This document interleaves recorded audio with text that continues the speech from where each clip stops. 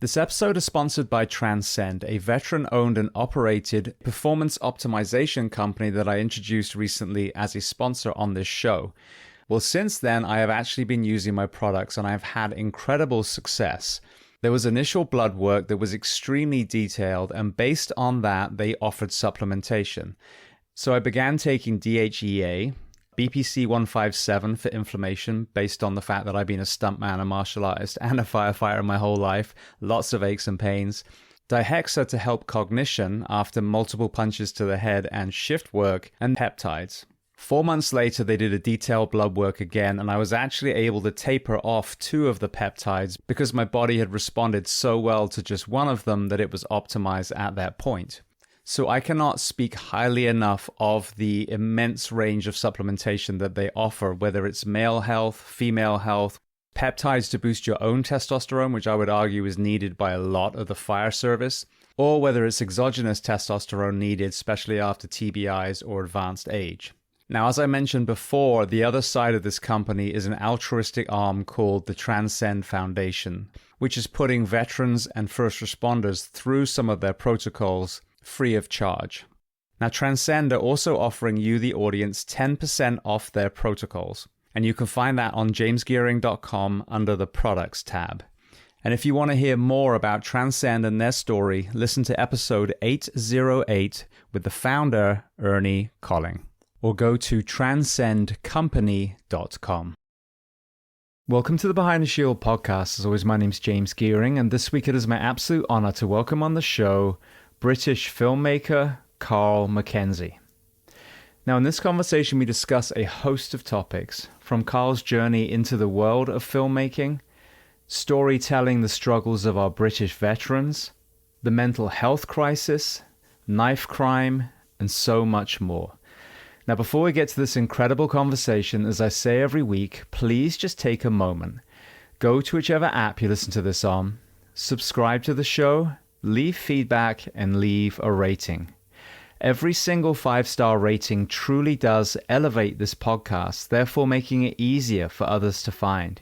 And this is a free library of well over 1,100 episodes now. So all I ask in return is that you help share these incredible men and women's stories so I can get them to every single person on planet Earth who needs to hear them. So with that being said, I introduce to you Carl Mackenzie. Enjoy.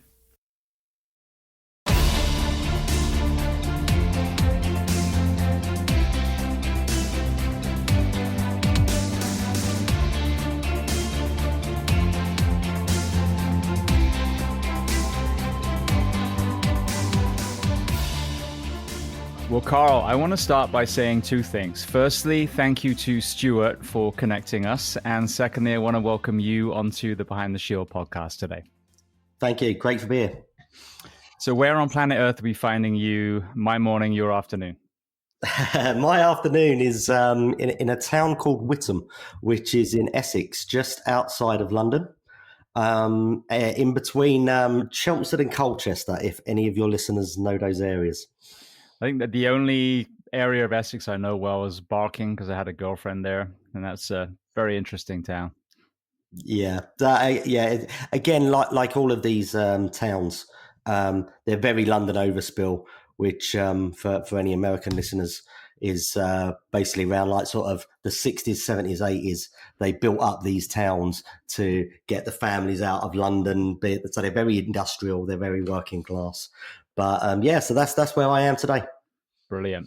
Well, let's start at the very beginning of your timeline then. So tell me where you were born and tell me a little bit about your family dynamic, what your parents did, how many siblings. So, I have one sibling. I grew up here in Witham in Essex. As I said a few minutes ago, the town is very working class, very London overspill. I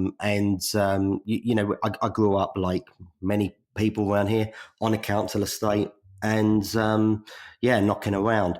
My dad was a mechanic, and my mum was a stay-at-home mother. So it was fairly routine growing up. And the schooling around here probably. At that time, it was the options weren't available as they are now. If that makes sense. When I was growing up, it was very much right. You're from a working class town. You go into these careers. So I actually remember at school saying, I would like to be a filmmaker. I'd like to be a writer. It was pretty much laughed at. And here's the recruiter from, the local, the army or the navy or anything like that. And they promote manual jobs, and it's a working class town, and those are the options available to you as you grow up. How old are you now? I'm 46 now, which I hate saying out loud. Because, I'm 51, so it's even worse. Yeah, no, I don't know about you, and I don't think I aged past about 38 personally. I stopped counting after that. It was, yeah. I measure it by the gym and jiu-jitsu. Like if I'm just falling apart, then I'm going to feel 51. If I can kind of hang with the younger people, it helps me regress in my mind a little bit.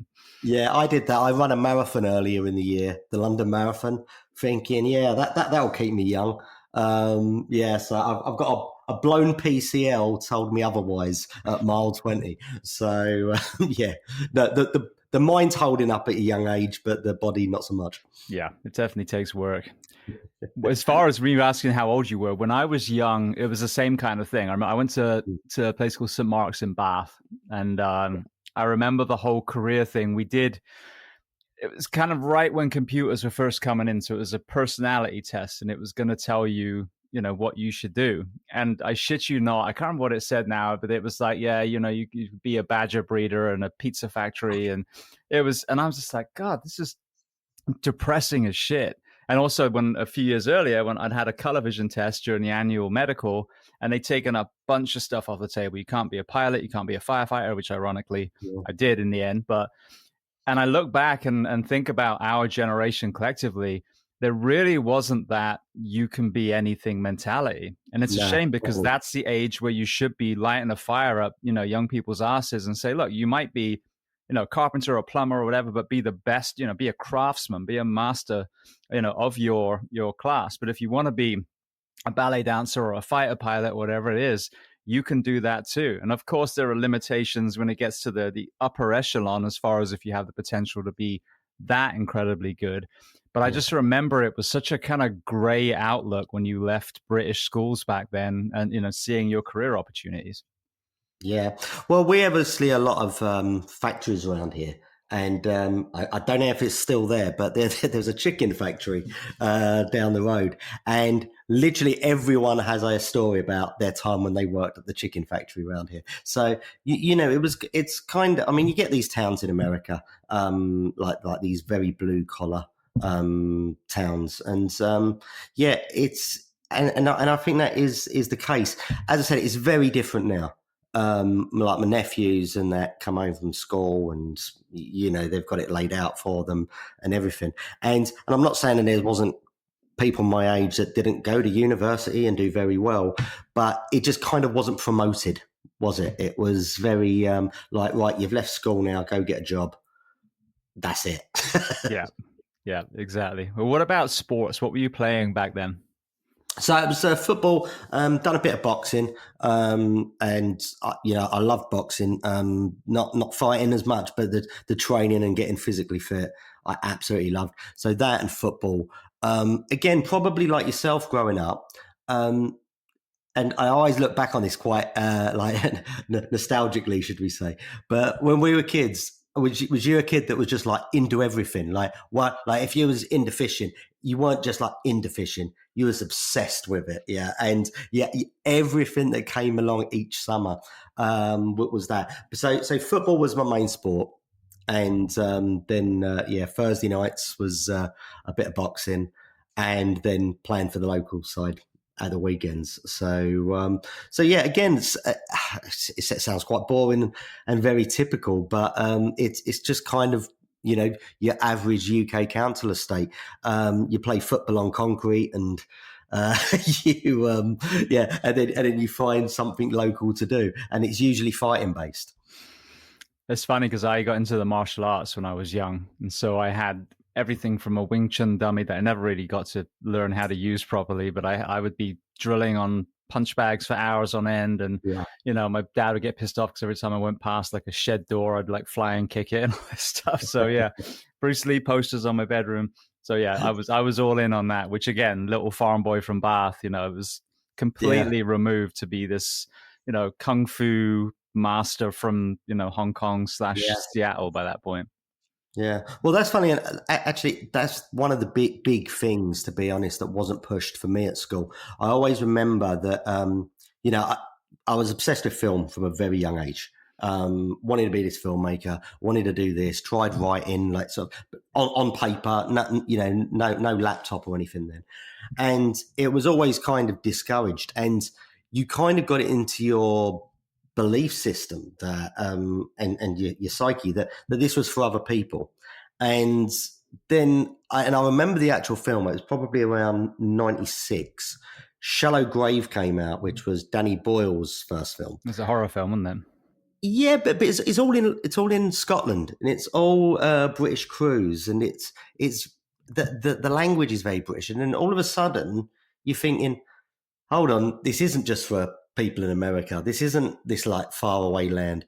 There's actually something that can be done here. And then, a few years later after that, obviously Train Spotting came out, and in Britpop obviously was the music scene at the time. And then all of a sudden, you could do anything if you were British. You know what I mean? It wasn't just for other countries and miles away. This has been a real takeaway, and I've just been talking to my son about this because he's just starting college now, and he's thinking of being a veterinary surgeon at the moment. And I'm like, well, that's your goal now, and you might go straight line all the way through in doing that. My father, his granddad was a vet, but I said just keep your mind open. If that fire in your heart changes, don't be afraid to deviate. Because I wanted to be a stuntman when I was little. I ended up becoming a stuntman in America it's been 22 years now.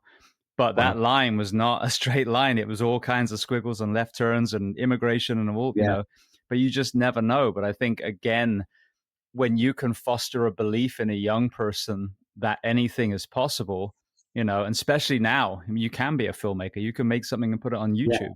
Yeah. I'm an author because of Amazon. If I had to rely on selling a story to a publisher, I may have never released a single book. So I think it's really exciting now, but even in the US, we're still missing that you can be anything, encouraging these people, these young people to have a dream, but also to understand that there's going to be a lot of work getting from A to B as well. Yeah. Is that the same in the US? Because obviously the view from this side of the pond has always been that, America is the sort of the land of dreams where you could be anything. And here, it's always been very much what you're exposed to here. So when I left school, I went to college to be a mechanic because my dad was a mechanic and my uncle was a mechanic. So that's the one that's open to you. And then I realised, I had no love for cars or engines at all, which was a big sticking point. And then, I think there was reinsurance straight after that. And I built a short career in that, purely because, again, Marsh McLennan, who you guys have over there, was in this town and you was exposed to it and there was the opportunity there. It wasn't like, okay, I want to be this, therefore I'll go out and reach that. It was the only thing you was exposed to.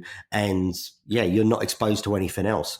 But as you said, now, thanks to the internet, thanks to the world being a bit of a smaller place, kids are exposed to a little bit more. But that belief still needs to be installed, like you said, that you can be anything, but it takes work and no one's going to give it to you. I think because you asked, is it the same here? And there's a deficit of that. And I think what has replaced that, you can be anything, and then that has a good and a bad connotation. If it's you can be anything and you can earn all the money, that's not a good message. But, you can be of value to society, make a good living, all those kind of things. I think that's a beautiful message. You can have a little, corner of the country and a home and, livestock and all that kind of thing and be self-sufficient. That's a beautiful dream too. But I think what's happened here is the extremism in the capitalistic side. Like I said, that Yeah. chasing the monopoly and wanting to have all of the money is one thing. And then you have that very divisive rhetoric that we're having all over the place at the moment, where if you Yeah. don't, 100% rely on this political party or a vaccine or a mask or the police or whatever the thing is, then those are your enemies over there. So rather than Yeah. lifting young people up, they're being divided too, the same way as the other generations are. So Yeah. I really hope that we're going to see, I think I really do feel like we are now, that the cracks in this kind of nastiness and this abuse of a population are starting to show through. And I think the next chapter, I hope, is going to be going back to exactly that, bringing people Yeah. together and lifting people up. Well, I think what we've seen here, definitely, and probably worldwide, is the kind of footballification of the world. Again, Brits, that means a little bit more to.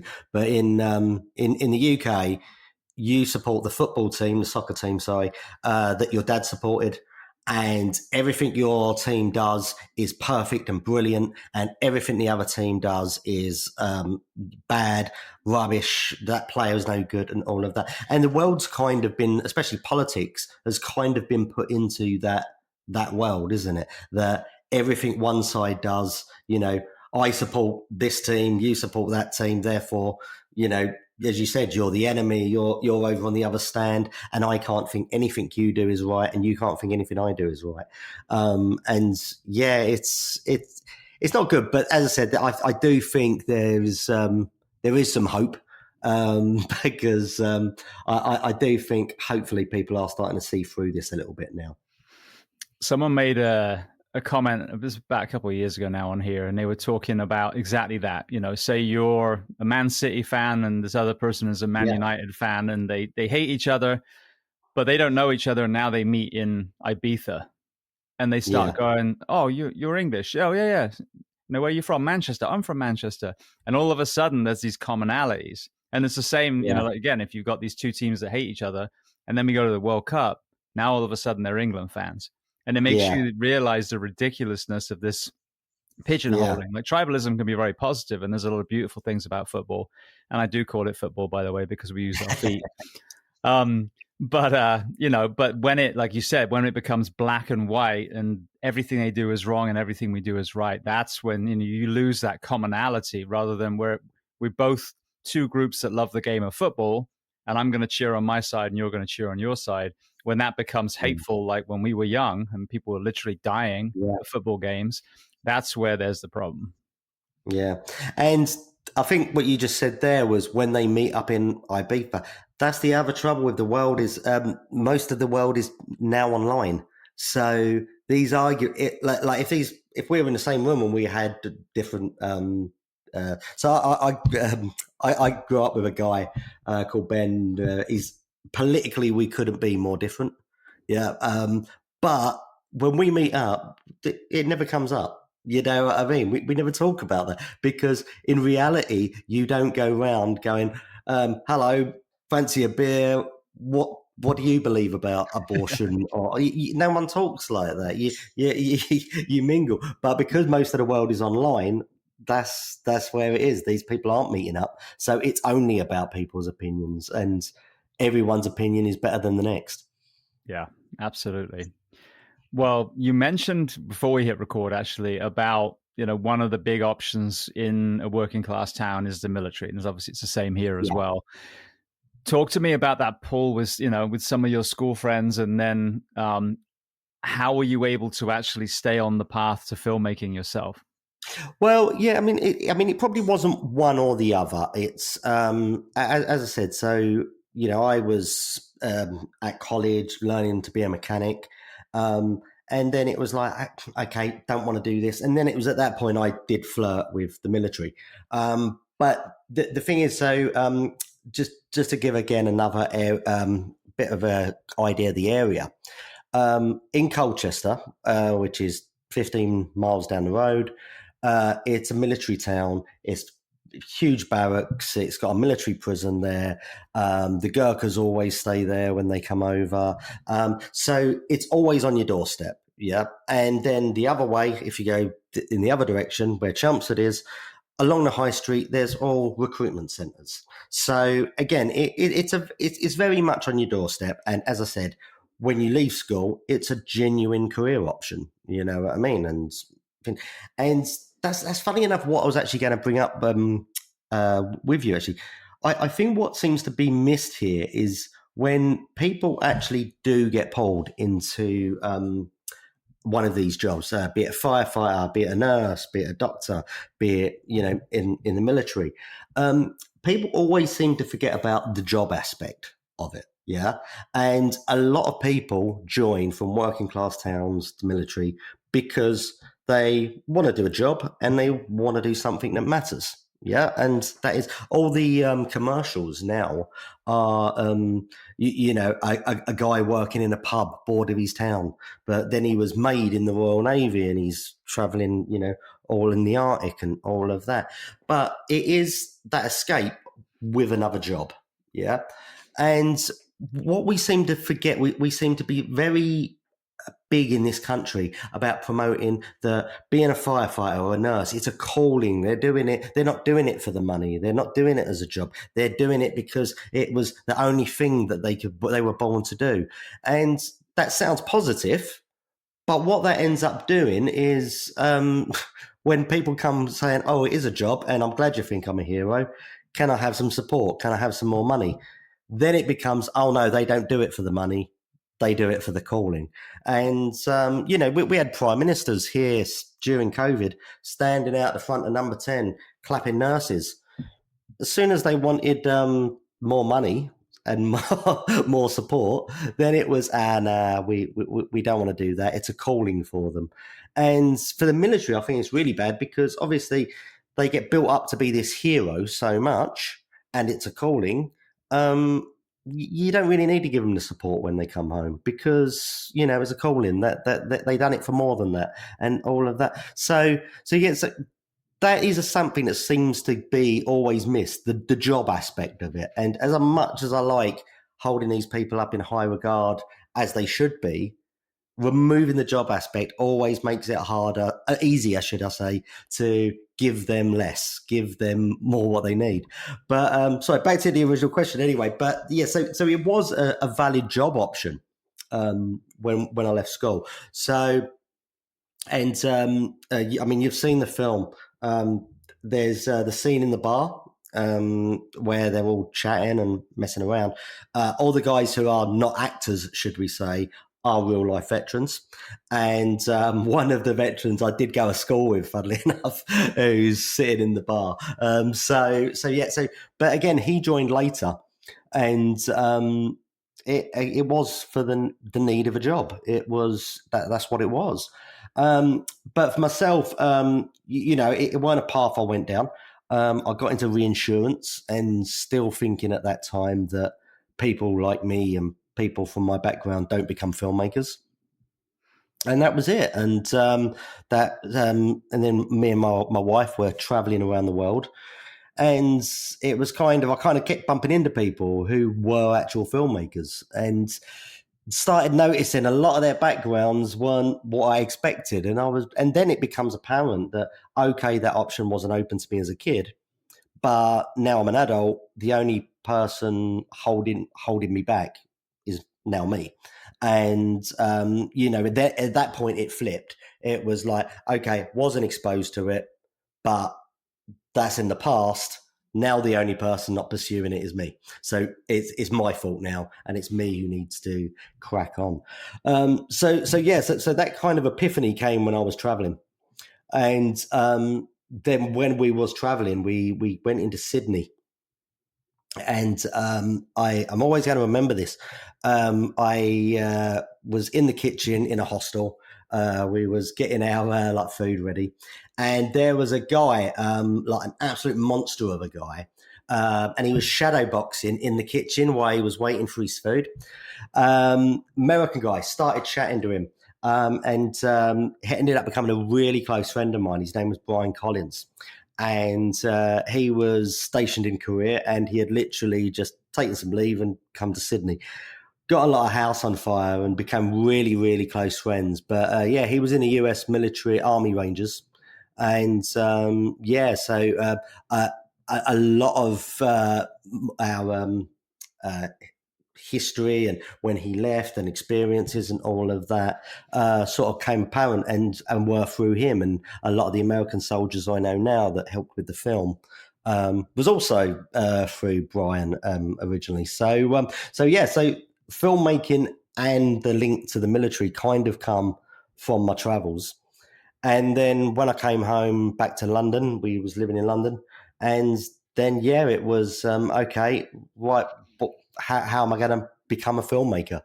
And what ended up happening was we made some really rubbish short films, which the people will never see in the light of day. And the next one was a bit better. The next one was a bit better than that. And it was, and then eventually you start realizing, especially in London and the help of Facebook and, the online world, you start building a filmmaking community in London. And you start learning. And that's how it kind of snowballed, really. And then before you know it, you wake up one day and you're making stuff that's actually pretty good, and and you're happy to get out into the world. Two things. Firstly, it's funny when I was traveling around the world, it was Sydney where I got my audition to be a stuntman at Universal Studios. So that was actually a pivotal point in my life too. Yeah. Going back though to the job element of first responders, military, etc. That is a really interesting point because I see that same, and there's less kind of hero worship in the UK when it comes to fire and paramedics and nurses than there is here in America. And obviously, 9/11 was a big part of that too. But, we do have volunteers in the fire service in the States. And I've had a lot of conversations with people recently where there are volunteer fire stations in suburban areas with thousands and thousands of people, massive tax bases. But it's exactly what you're saying. Well, that's their calling. They love to do it. So we don't need to start paying them. Now, don't get me wrong. You're out in the middle of nowhere. Now that's where a volunteer fire station still has a place. No question. A town of 300 people, you can't have a full-time, fire service there. Yeah. But that's exactly what it is. It's the calling, you want that kind of person in that role. But I think if we're now going to take a dive into the mental health side, what I've learned over this 9 years and 1,100 conversations is that a lot of us are called into the first responder, the military, etc., because of things that happened when we were young. Now, that doesn't mean that we're broken. It doesn't mean that, we're a liability when we walk in. But if you did have struggles when you were a child, and there's a spectrum of struggles from, sexual abuse to simply feeling unloved by a parent, now you're driven to be the protector. You're kind of building an armor around yourself. You want to be there when other people are having their worst day. You don't want people to feel the pain that you felt. So it's a noble calling to take you in there. But if at the front door you aren't addressing those things so they become strengths, now they're pushed down. And this is why some of these, young soldiers, young firefighters, they're like, what happened? They were only, on for a year. Well, because we haven't talked about the other 19 years of their life, and not to mention the fact that we're bringing, in the military, especially like 18-year-olds that then go off to the Middle East and fight. These are children still. So 100% is a calling, but firstly, we've got to understand why is that calling there and have these, the counseling and the mental health tools right at the beginning, not when they're falling apart. And then secondly, like you said, because that's a certain kind of person that will put the uniform on, we need to envelop them. Because no one else wants to do that. No one else wants to go to Iraq. No one else wants to cut, these teenagers out of a car. There's only a small section of society that's willing to do that. So we need to kind of flip the pyramid and make sure that we take care of the people when everyone else is at home, whether it's COVID or, whatever the thing is, that are holding the line. Because watching people clap for nurses when they had no PPE, staffing, or beds was disgusting. Yeah. But again, they got the clap, right? So everyone cheered and that's enough. Exactly. It does feel, I mean, I felt that at the time. It was just like when the current government were outside clapping, you're like, okay, but you're giving them nothing else. It's, a clapping each night is not going to help them, to be honest. And that's a strange thing. What you were just saying there, though, about people when they join, yeah, I was kind of conflicted on that because my view on it was always that, they should maybe do a mental health check before people join the military. And if they're not going to be the person to hold it, then they maybe shouldn't be going into the military. And I was talking to a doctor about this at Combat Stress, and he did actually throw up a little bit of a counter argument there. And he said, well, you got to remember, a lot of the people who do join the military in the UK do come from bad backgrounds, and they're using it to escape that environment. And many of them go on to be very, very good soldiers and very, very good careers. So yeah, as I think we've said this time and time again. There's no. I think we've got to stop this as looking at this as one size fits all, and really find a way, as you said, to assess people, to not block them or any opportunities for blocking them, but make sure that they address whatever's could come up later on. And the other thing, I was just going to pick up on what you were saying about young people. And I'll say this now. One of the reasons I made the film was the guy I mentioned, Brian Collins, isn't with us anymore. And he committed suicide in 2012. I went to his funeral in Philadelphia, and I'll always remember this. Some guys from his regiment came and done a gun salute and everything. It was really nice. And I went over and I was chatting to the guys who done it, their gun salute. They were really nice guys. I said, look, I'm going to buy you a round of drinks. So that was really beautiful what you guys did. And they were talking about their deployments and all of that, but then they said that they couldn't accept a drink from me because they wasn't 21. And that really came home to me. And I was like, yeah, okay. So we can send you we can trust you to go out and die for your country. But you're not allowed to drink in a pub with me. You know what I mean? And that's when you realize how young these guys are. I mean, in this country, you can join the military, I think it's 16. So you can be deployed, but you can't vote, you can't drive, you can't drink. You know what I mean? So you can fight in a war, but you can't vote for the government that sends you. Yeah, mad. Yeah. No, it's crazy. And then you look again at the deliberate use of people so young, because if we're talking about trauma and, physiology, the brain isn't developed at that age. And this is why, now in America, we're having a recruitment crisis, which again, completely avoidable. But what's happened is they've just worked them into the ground. And so young people are seeing the detriment of being in the fire service now, and they're not wanting to do this. And I don't blame them at all until it's fixed. So now you've got these departments that are trying to get high school kids, 18-year-olds. And, most fire departments, there is no, in the military, you're going to have obviously the infantry and the people that are out there on the front line. But there's a lot of, the military that you might be mechanic or something, and you're not seeing horrible shit every day. Yeah. In the fire service, you are. It's very rare that you're in an area where you don't run very many calls. So 18-year-old right into, almost daily gruesome calls and heartbreaking screams and all that stuff.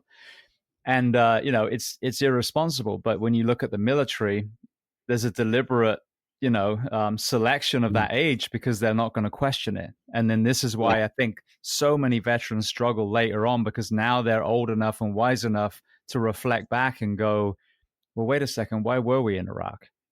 This is supposed to be a response to 9/11. I was a completely different group of people. Then you tell us that there's weapons of mass destruction and they were never found, but and then you have that moral injury as well. But you've got these kids that, are just blindly loyal at that point. And then you add an event like 9/11 and now they're just all fired up, and you can steer that group any way that you want. And then, that's the term disposable heroes. And then when they're done, oh, well, all right, see ya. Thanks for your service. it was their calling. So why should we help Exactly. them now? You know what I mean? And it just it's this constant cycle all the time. And yeah, and as I said, like we've got here junior doctors protesting for more pay, and it used to be that people would either support them or not, but now that the hate they get from social media for wanting just more help, more money. It's crazy. It really is. But it goes back to this footballification of the world that we spoke about earlier. But yeah, but on young lads, it is that if you go, oh, at 19 you're a man, you're the ultimate hero, look how much everyone loves you, look how much everyone's proud of you, then you're not gonna question it, are you? Because you've grown up to be the ultimate warrior, should we say? And what a bloke, the manliest of the man. And yeah, it's hard for them to then speak up later. Speaking of young doctors, there's so many areas where certain countries do things really well. Norway's prisons, Finland's education system, Portugal's decriminalization of drugs. I mean, really good system that have revolutionized their countries. And I've always stood by the fact that the NHS is the best healthcare system out there when fully funded and supported, which was when I was young. And I grew up, and I tell people this, Bupa, that private health insurance in England, my grandparents had their whole life. And they got into their 90s and they were priced out where they just couldn't even afford the premiums anymore. So they paid for decades and decades and decades. And then the insurance company was like, well, thanks for all the money, but you can't afford us anymore. So we're not covering you anymore. And so my granddad at 99 years old had cancer, and he was still so young physiologically that it went through him like a young person. And I saw the most amazing care, doctors' home visits, nurse home visits, hospice care, all these things. And then they visited my grandmother for a couple of weeks after he passed away. Phenomenal care. Yeah. And what breaks my heart, because at its core, it is by far the best system around the planet. But this privatization and this, picking apart of that has resulted in the obesity crisis in the UK. Because if you have a tax-based system that's altruistic, that says all the British people or people in the UK, we're going to chip in and take care of the elderly, the young, the pregnant, the people with cancer, the people with, car accidents, and the rest of us will take care of you. And one day maybe we'll need that care.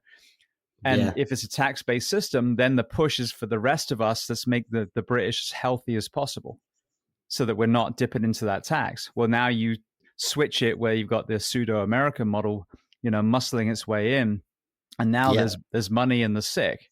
So, and you see it reflected in the UK. If it was truly supported of the NHS, the British people would still be really, really healthy because it would be economically favorable. And you'd probably have no freaking, young doctors and nurses picketing because they would be supported and well paid and, have the kind of recruitment where they're not struggling and having to work extra shifts. But I've watched the system that I grew up with just be picked apart. And then there's a linear relationship between that and the health of the people in the UK. And it's heartbreaking. Yeah, no, 100% agree with that. I mean, I'll be honest, every time I've needed the NHS or any of my family have needed the NHS, it's only ever been positive. But and just bringing it back to football, the thing is if a goalkeeper makes a mistake, it usually leads to a goal, right? And if somebody in the NHS is tired or overworked or going on 19, 20-hour shifts, that mistake's going to be crucial. And but as you said, the health of the country, unemployment. If the country's sicker, unemployment, less people are going to be out of work, which means more benefit. And these all feed each other. And it starts with a healthy nation would be best for everyone. But if we run the world, James?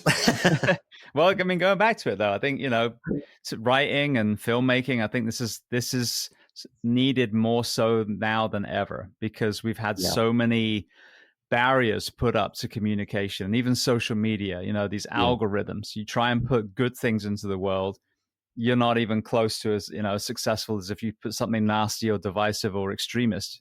I've said this the last few years, the most silenced voice is the middle ground, the common sense. That they don't want to hear it. So I think this is where podcasts, books, documentaries, films that actually have some clout, are really getting the people, because you're circumnavigating all these barriers that people are putting up deliberately to try and stop people critically thinking and asking questions. Yeah, no, definitely. I would 100% agree with that. It's obviously there's always that argument, isn't it? Should art be political and all of that? And I think, well, all art is political, because all art should have something to say. Yeah, so I'm hoping that's what we're going to do with the film. I hope we're going to open some eyes and get people talking about it. So so we're hopefully doing the right thing with it. So walk me through some of the films prior to Unseen Scars. Sorry, I had to check for a second there. That kind of led you towards telling this story specifically. Well, as I said, so we'd made a few TV pilots, and we'd been in a few feature films at different levels, but what actually ended up happening is. As I said, my friend took his own life in 2012. It hit me a bit hard. And then I started looking into, veterans and what their issues with, from no other reason than to help friends that I still had at that time. Just wanted to understand it a little bit more and take it in a bit more and let people know who were still with us that, if they wanted to chat, I was here, I mean, no judgment, nothing, just even if they just wanted a mouth off, have a beer, whatever it be. So that was kind of the turning point from that point of view. And the filmmaking at that time wasn't really connected, to be honest. This was just obviously one part of my life where, a lot of friends who are veterans may or may not have needed help and a sympathetic ear. And then there was the filmmaking. All my films that I've made up to this date have always had something to say, have had always a bit of a social commentary about them. That's just what interests me. It goes back to what I was saying when you're a kid. If you're going to be a kid and you're going to be into something, be really into it and make what you want to make, and don't waver from that line. Just make sure it's important to you. So all the films I've made have that social commentary, and there's something that I find interesting in it. And then I'm just trying to remember what year. It was just before COVID, funnily enough. I met up with the producer of this film, which is Dr. Kasia Wilk. She wasn't in the film industry, but she's a psychologist and a therapist, and she wanted to go back to what you were just saying, funnily enough. She wanted to make films to reach people, and those films were going to be about choice and the choices we make to help us recover from whatever it may be, and whatever trauma it may have happened in our lives. So we started speaking, myself and Kasia. She called her company Choice Point Productions, and she explained what she wanted to make films about. I then said, that I would be interested in making a film about veterans and the choices they make. But it was quite important at that time, as I said to her, that we didn't want to make a film which was how can I put it? It needed to be about the aftermath and coming home and the mental health side of it. I didn't really want to focus too much on what had happened, be it in Iraq or Afghanistan or wherever they had been. And so that completely aligned with what Kasia wanted to do. So we got together, we started building the team, and we thought, okay, right, this is good. We've got the feature film ready to go. And we will start making it probably towards the end of 2019, 2020. Let's go. And then that became an impossibility because the whole world shut down. And we was like, right, okay. So we decided to spend that time developing the project a little bit more. Let's restart. And that eventually led to us making the proof of concept and making the film kind of a bit bigger and a few more strands. So that led us to the proof of concept short film, which is what we've been making now, and just released. So the first thing to do with that was literally spoke to every veteran I knew, their families, their friends, them, and didn't have like nice conversations with them.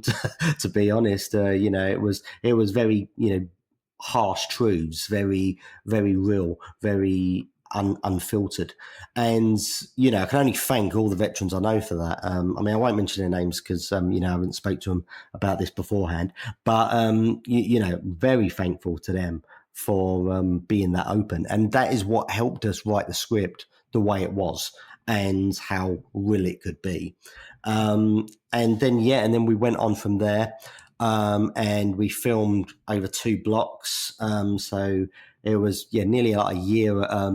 Nearly took a whole year just to make in these 2 blocks, and and then it was finally ready for release. And Combat Stress have been great in helping us. Many others have been good in helping us as well. And funnily enough, that's where I was at the NHS for veterans talking about the film.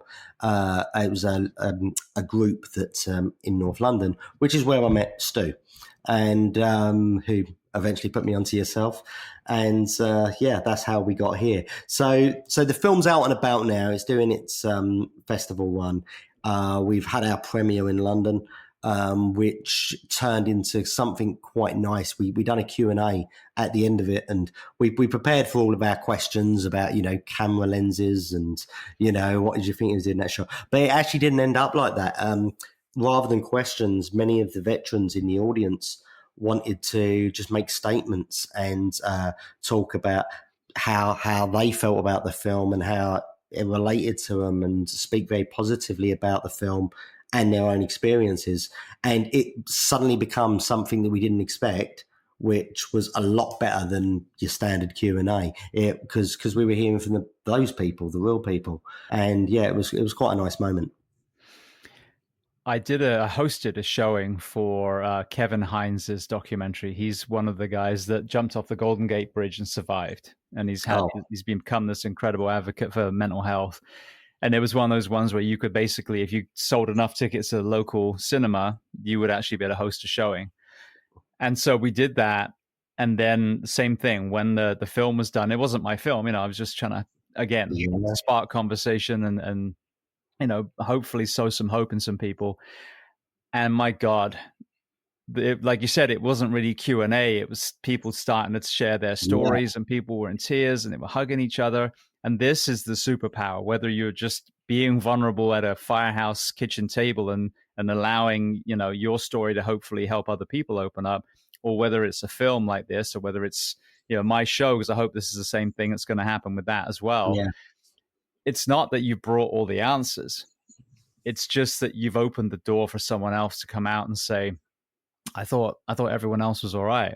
I thought I was the only one that was a pussy. Yeah. You know what I mean? And you've debunked that whole thing, and you realize, I won't give too much away, but, some of the people that you thought were struggling weren't, and vice versa. And, but when you actually put it all out, in front of you, and you get rid of that fake machismo bollocks that we were raised, as young people, it's amazing how that vulnerability is such a relief. People are finally, I can actually say, I've been struggling. And then, as your film alludes to in one of the the statements that the psychologist says, it's not normal. No human is wired to deal with war, or what we see in the fire service or paramedicine or the ER. This is we've taken all the horrible shit and we've given it to 1% of the population to deal with. So, I think it's so important. It doesn't surprise me at all. The moment you said there was a Q&A, immediately I knew what you were going to say, because I've seen it so many times, and I've heard it from so many people that have been on their healing journey, had the courage to then share their story. And then at the end, there's a line of people trying to talk to them. Yeah. And it's nice because, as I said, it's when you realize that, many filmmakers say this, once you put a film out there, it doesn't belong to you anymore. It's for the world. And when these conversations were going on, you know, I've had my part in something that's bigger than me, and now it belongs to everyone else, and it's sparked conversation, as you said, and it's a real sort of nice moment that you go, okay, this made everything worthwhile of why we were making it. So the sleepless nights, the issues we had going backwards and forwards. But yeah, it's it's a real nice moment. But so one thing I didn't actually say about making the film is everybody involved in the film was so into it, which was really good. Everybody felt it was an important film to make, and everybody brought their own little bit to it and worked beyond. And look, this is a short film, proof of concept, paid for by whatever money we could scrap to get together, so to speak. No one was earning big on this, we'll say that. And still everybody turned up and hit it out the park.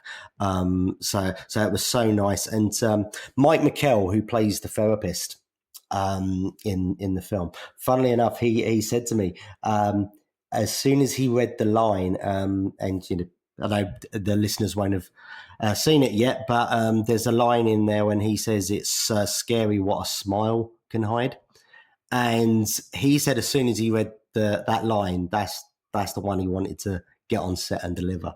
And as I said, this is a lot of the script has come from talking to therapists, talking to veterans, really sort of thing. So, yes, I wrote it, but this has come from most people's experiences and most, most real life events.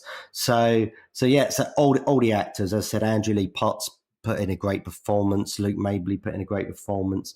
Mike McKell, as I said, and even people who were just there for the odd day decided to put in a performance that we couldn't have expected to be as good. And I think that's what really makes the film work. That everybody who's worked on it turned up and said, right, I'm going to give my best work because we feel this subject's important.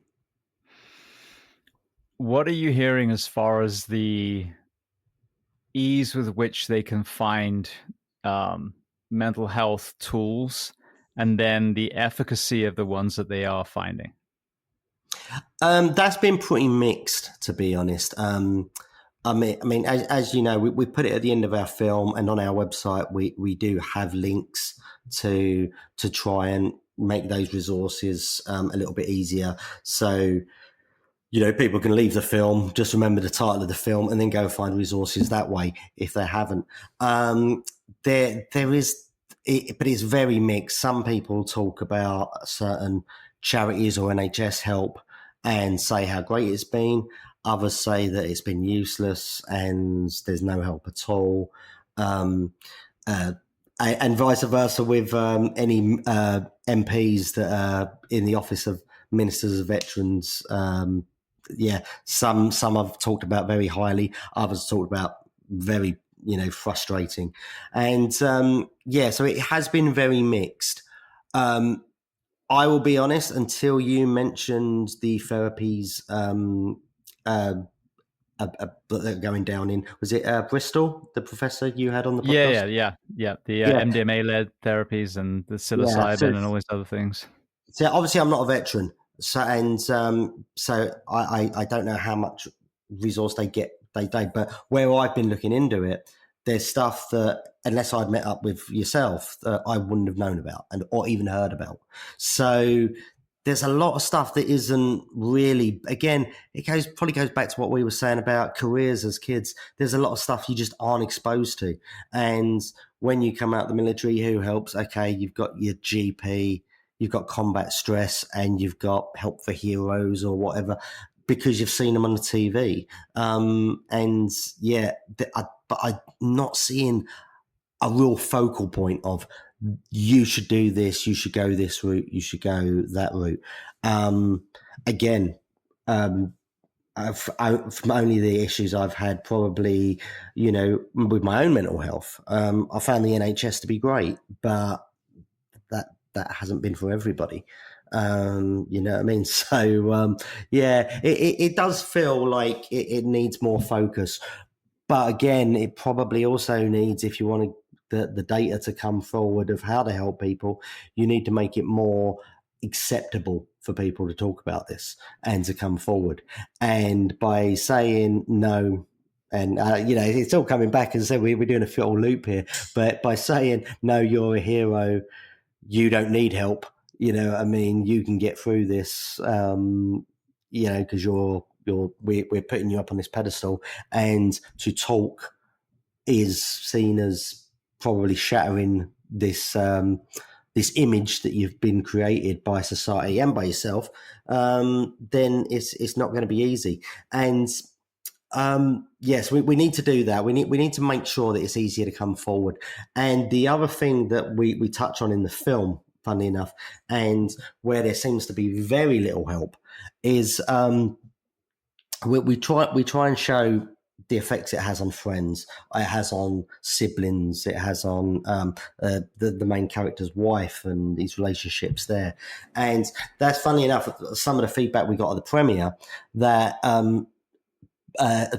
veterans whose wives were there were saying, yeah, we're finally, someone's actually put that forward. But there seems to be no help for partners at all. And living with someone with mental health can be just as hard as the person actually with the mental health issues. So again, it seems to be forgotten that this affects everyone. I did notice recently that Combat Stress were pushing something about how this person is suffering with PTSD. And as the advert goes on, you realise that it's actually a small child who they're talking about. Even though they've never been to war, even though they've never been part of the military, they are the person who's really being affected by this, by a parent, being distant or no longer with them. So it is starting to be noticed. But again, I'll be honest, until I made this film, I would have been aware of none of it. And veterans I've spoke to are not always aware of this help that they can get.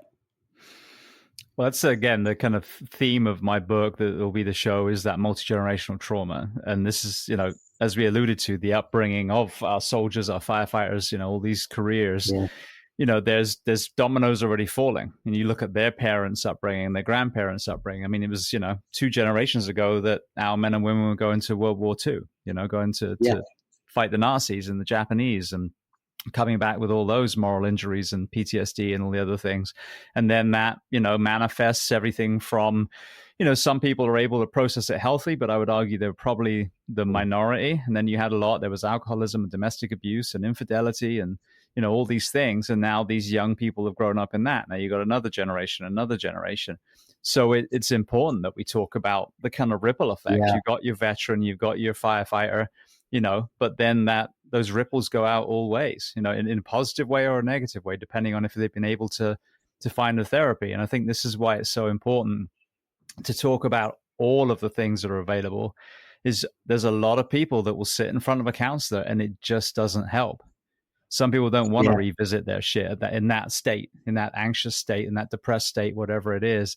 And this is a superpower of some of these other therapies. MDMA, is a big part of ecstasy. We used to call it the love drug. It was actually a marriage counseling drug. That's what it was originally developed for, to bring bring couples together. Yeah. So what it does is it drops down all that kind of fear response, and now they feel safe. And then they're led through a counseling session. They're not given it, and then they leave the clinic. It's an in-clinic treatment, 3 sessions over about 6 weeks. And they then go through a counseling session and start accessing some things they couldn't before. Then you go a little deeper. Now you've got ayahuasca and ibogaine, some of these things that are, the kind of plant medicine side. And now they're, even more, of deeper experience. And then you've got the 5-MeO DMT, which kind of is this, removal of the ego. But just knowing that they're all there is the most important thing. It might simply be, canine therapy that's the thing that helps you turn a corner, or you might need to go and do a full-on ayahuasca session.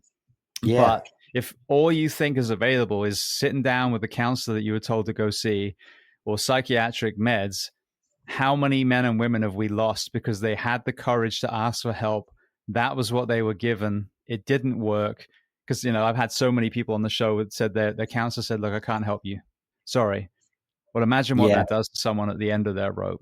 That. So how many have we lost because they were told that's all that's available to you?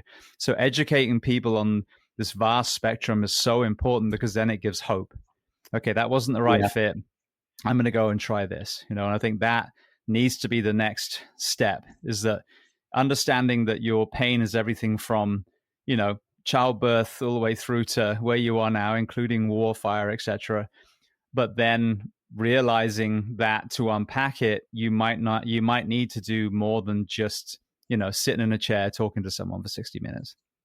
Yeah, I think what you said when we spoke originally, when you said if it can be framed, because as we said, especially with military guys and girls, their whole life has been right. You've got to be the optimum fitness, so to speak, to operate.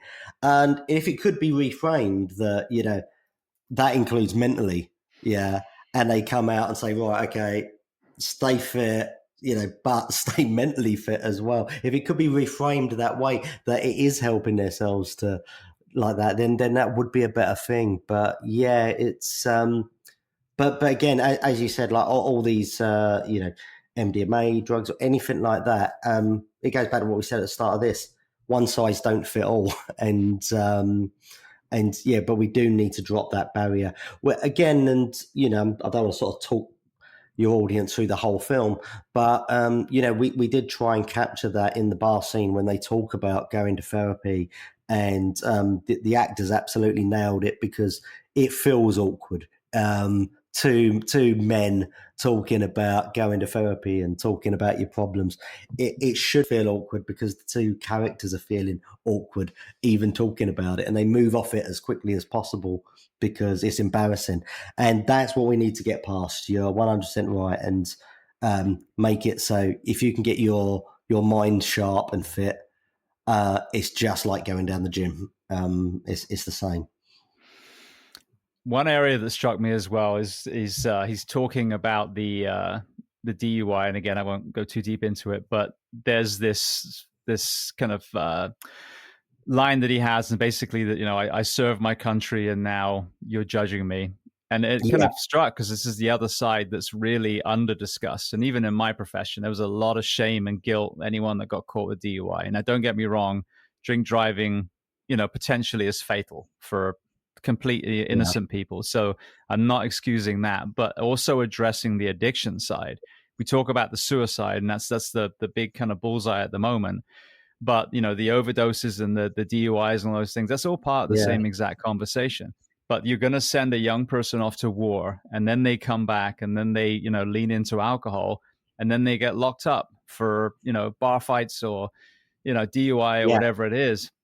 And then what does that do to that person? Now, of course, again, doesn't make it right, but how can we nip that in the bud as well? It's all part of the same conversation. If you're able to give someone the healing tools to start processing what they have been through, not just war, but prior to that as well, you're going to greatly diminish the alcohol related incidents as well. But you've got a veteran, and now they have the audacity to lean into alcoholism, then now they're locked up, and now some of them are homeless, and you've just got this downward spiral from an 18-year-old that you put in a uniform and sent to fight your wars for you.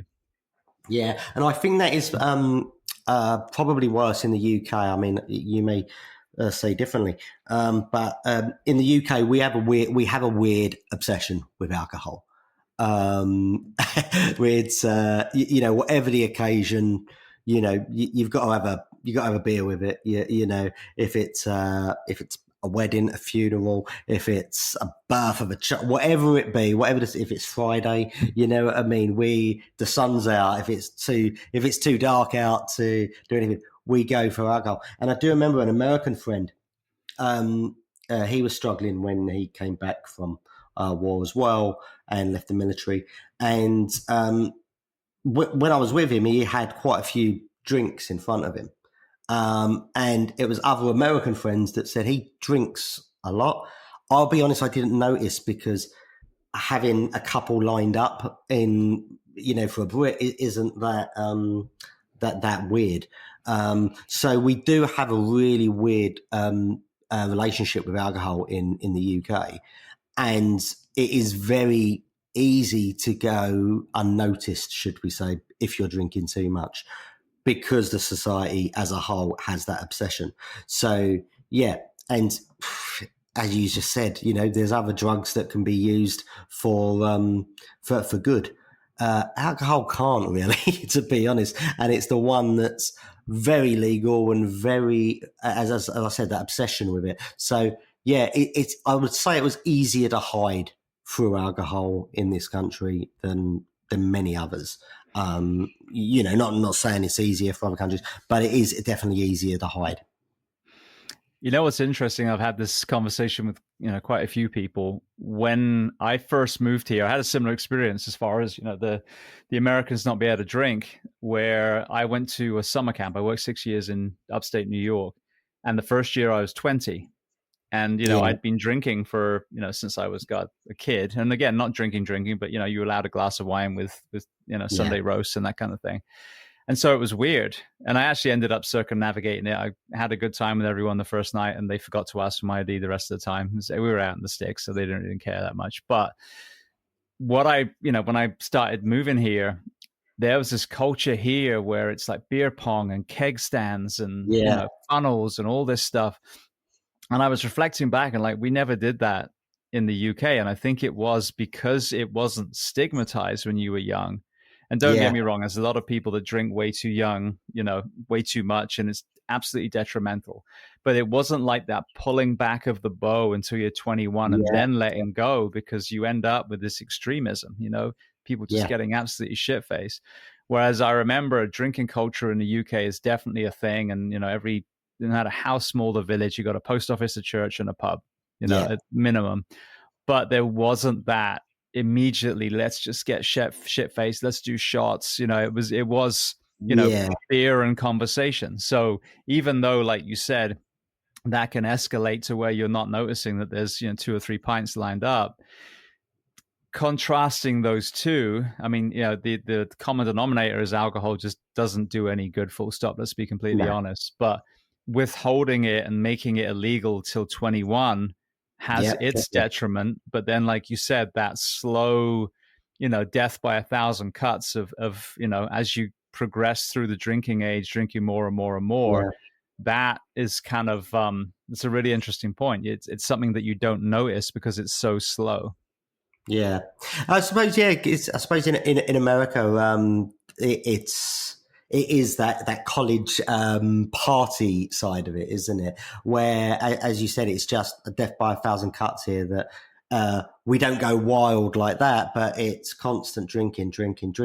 And then in the rest of Europe, their kids drink a lot younger than probably us, but they don't have that obsession with binge drinking as much as probably the English-speaking world does. Or I suppose Germany have a kind of obsession with it as well. But the Australias, the America, Canada, and Britain, we have this binge drinking situation, which is where our obsession sort of grows, I suppose, and manifests in different ways. But yeah, it is definitely. I think that's the trouble here. Veterans hitting the beer, or people with trauma hitting the booze. It does take a long time to notice, because people don't see it as an issue. So that is, as you just said, alcohol does no good at all, especially when you think of the stuff that's illegal in this country and in America, and the good that can do. But what does booze do for you? Just gets you in trouble. So yeah, exactly. And that's the thing. I mean, a lot of these treatments, like Ibogaine, for example, they go for this weekend, they do it, and then I think one of the missing pieces is then doing the work after. So you're still unpacking everything from your past, and you're working on healthier outlets, whether it's exercise and better food and hydration and sleep and all the things. But ibogaine has been shown to like literally nip addiction in the bud, opioids, alcohol. So there are treatments that are incredibly effective, and in the States now there's a movement to legalize that treatment, and in Texas I know they're really pushing forward. So hopefully eventually, in a positive way, some of the American influence will reach the Yeah. UK there. But I mean, again, how many veterans are we going to lose in the process while this drags its feet, because there's so much opposition from drug companies that are like, well, hold on a second, if you heal people Yeah. from addiction, then we're not going to be able to sell our psych meds anymore. So, whether it's CBD or MDMA-led therapy, Yeah. the FDA is just hammering them because they're getting paid behind closed doors to put as many roadblocks as possible for these holistic healing modalities. Just to call back on something you said earlier about, and picking up what something you said there as well about how art can kind of educate and film can kind of educate. In the UK, we have little to no relationship with opioids. Yeah. And we hear Oxy mentioned on films and all of that, but obviously it wasn't a crisis that really hit here at all. And I think we spoke about it on when we first met, the show Dope Sick. Mm-hmm. That educated a lot of people here on what the opioid crisis actually was in the States. And since then, there's been a couple of shows about it, and as you said, it can be a good thing. It's entertainment, yes. It's slightly fictionalized, yes, but by pulling on those stories and educating people, it can just give people a little bit more, highlights it a little bit better for people. Well, it's crazy because I saw it firsthand. So I was in Florida, in Broward County, when the opioid crisis really blew up. So we're talking about the OxyContin, the prescription painkillers. And I would be in a doctor's office. I think I remember one time I had some sort of like sinus infection that wouldn't go away. When I was working then, the fire station probably had black mold. I'm thinking about it now. It was a disgusting place. And just waiting for like hour and a half, and all these, pretty looking women rolling their little suitcase full of samples would go in and see this doctor. Wow. I'd be sitting there going, what the hell is going on? I mean, none of us have gone in yet. And there's a room full of people waiting. And then my wife at the time, she was working for this physician who, thank God, she had a bad feeling about it and got out. But he was one of the pill mill physicians writing prescriptions. She said, yeah, we keep getting these people from New York and, all these other states coming in to see him. And then I have to mail these prescriptions out. Because at that point, no one thought that, the doctors would be part of some freaking prescription drug ring. So, watching Dope Sick, I mean, parts of it I've witnessed literally with my own eyes, but that's so good to hear about the UK. But what's the difference? The UK is not a profit-based system where their doctors are peddling pills, where there's commercials on the television saying, ask your doctor for, and so you have, and this is a really important part of the whole conversation. You're talking about the working class town. You've got towns in America that had mining, that had the steel industry, that had cars, that then went overseas and left a massive void in those parts of the states. Now you've got, poverty, you've got, fragmented relationships, you've got mental health struggles. Then this legal painkiller comes in, then the pill mills are shut down. Now, the cartels are bringing in the black tar heroin, and that's, how you end up with this crisis. Yeah. But it was all initiated deliberately because that story was true. I mean, all the things about, the people that were in the government that went, then worked for Purdue Pharma, they were deliberately targeting these doctors and pushing these strengths higher and higher and higher, and hiding the fact that it was highly addictive. And, I've pulled sheets over so many people from, opioid overdose in my career as a firefighter paramedic. So I get to see that from different lenses. And yeah, that's, again, a small group of people profiting from the, the masses, and the fact that people can sleep at night knowing their products have killed millions of people now shows the mental health crisis in those positions. Prime ministers, presidents, CEOs. That's why, you're like, this person seems crazy, because they fucking are crazy. How could you sleep at night knowing that you lied about weapons of mass destruction, knowing that you turned your head to what's going on in Gaza, whether you know that your tobacco is killing 8 million people around the planet? So this, the fact that the UK doesn't have it just illustrates how predatory it was here in the US. Yeah, yeah, definitely. And obviously, as you said, we get protected because we do have a NHS system which does work differently.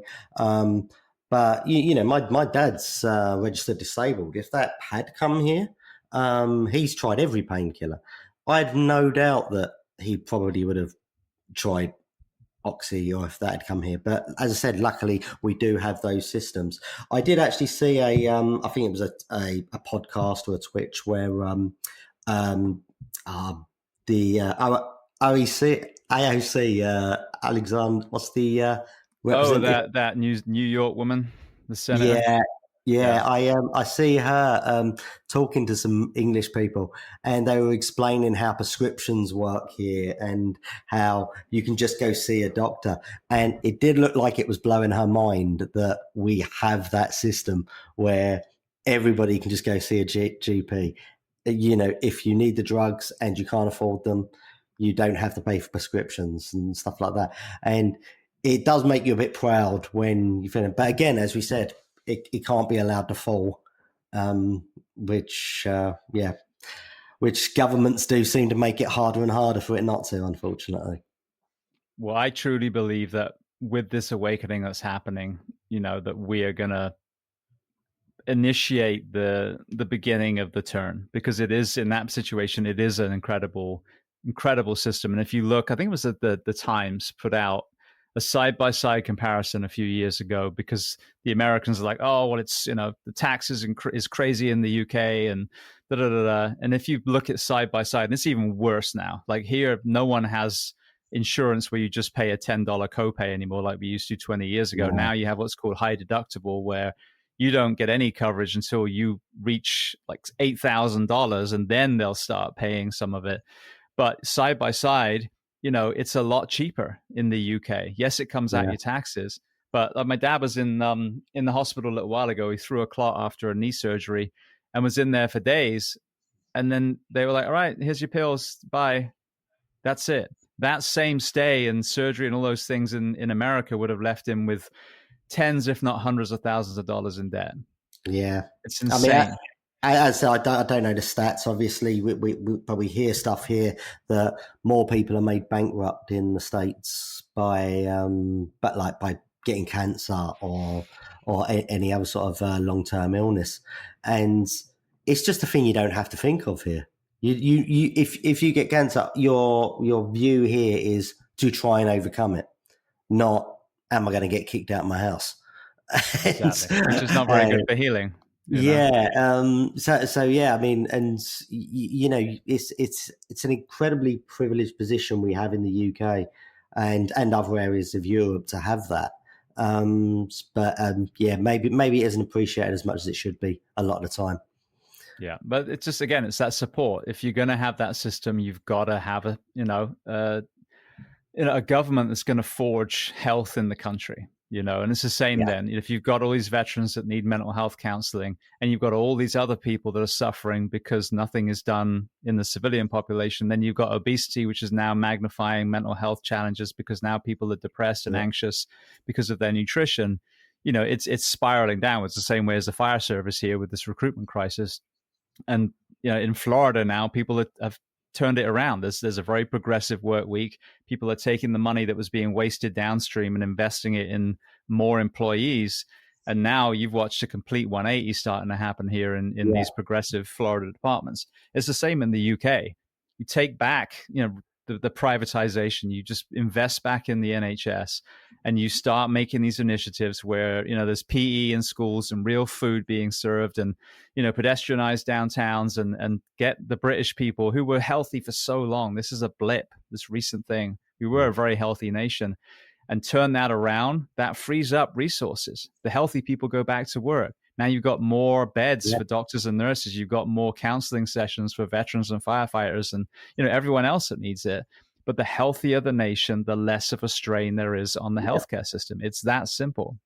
Yeah, and as we said, the benefits, the everything. If more people are working, more money goes into roads, public transport, everything.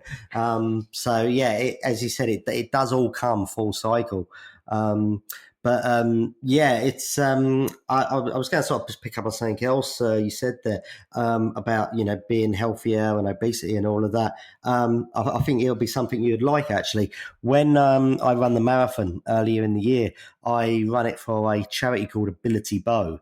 And they're a charity that it's a small gym. Yeah, that's all it is for disabled people. And it was when I was chatting to them that, like obviously gyms can be quite daunting places. Yeah. So if you're disabled, it would be even more daunting.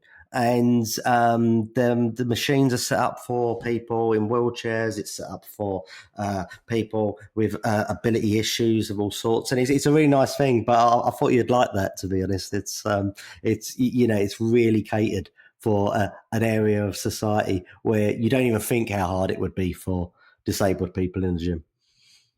I had Javino, I'm forgetting his last name now. He's that gym owner in Manchester. I don't know if you've ever seen him on social media, but he's free workouts for anyone that's from the special needs community. So, Brilliant. people have had strokes, autism, spinal injuries, all these things. And he's just really, really fun the way he trains people. But this is what's so beautiful. When we were young, you might have seen some interesting, special needs people that were doing some cool stuff on Blue Peter, maybe. But now, and I think sadly, War has got, we got to thank War for this, the adaptive community of all our veterans that came missing limbs and, get like Mark Ormrod, and then doing the Invictus Games. That group of men and women and children now is viewed completely different than it was 40 years ago.